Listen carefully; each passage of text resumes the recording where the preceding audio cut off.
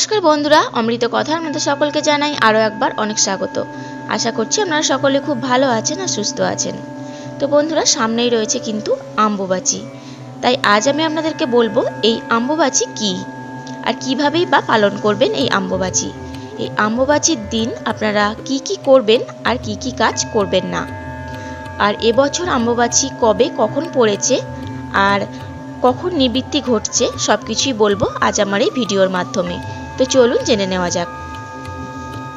বন্ধুরা, হিন্দু শাস্ত্রে ও বেদে পৃথিবীকে মা বলা হয়ে থাকে, এমনকি পৌরাণিক যুগেও পৃথিবীকে ধরিত্রী মাতা বলে সম্বোধন করা হয়েছে। অম্বুবাচীর সঙ্গে জড়িয়ে আছে বহু আচার অনুষ্ঠান।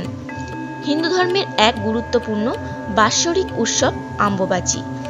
এই উৎসবের সঙ্গে জড়িত রয়েছে শাস্ত্রের নানান কাহিনী। অম্বুবাচী বিভিন্ন আঞ্চলিক ভাষায় অমাবতী বলেও পরিচিত। ভারতের একাধিক স্থানে অম্বুবাচী উৎসব রজ উৎসব নামেও পালিত হয়। অম্বুবাচী শুরুর পর ৩ দিন চলে এই উৎসব। চলিত বছরে অম্বুবাচীর পবিত্রী অর্থাৎ শুরু ৬ই আষাঢ় শুক্রবার মধ্যরাত্রি 12টা ৬ মিনিট গতে।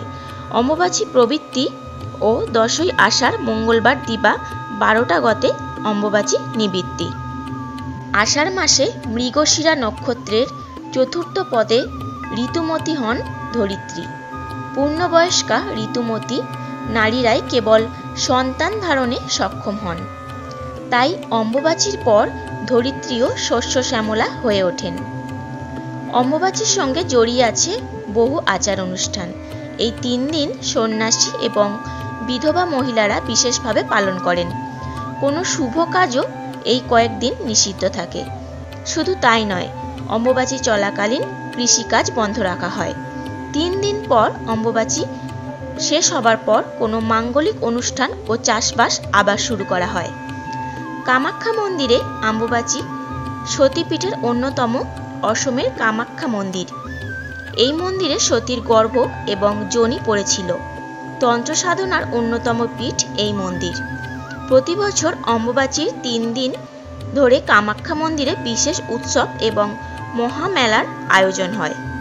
দেশ বিদেশ থেকে ভক্তের ভিড় জমে এই মন্দিরে। প্রচলিত বিশ্বাস অনুসারে ঋতুকালে মেয়েরা অশুচি থাকেন। একইভাবে মনে করা হয় পৃথিবীও সময়কালে অশুচি থাকেন। সেই জন্যেই এই ৩ দিন ব্রহ্মচারী সাধু সন্ন্যাসী যোগী পুরুষ এবং বিধবা মহিলারা অশুচি পৃথিবীর উপর আগুনের রান্না করে কিছুই খান না। বিভিন্ন ফল মূল খেয়ে এই ৩ দিন কাটান।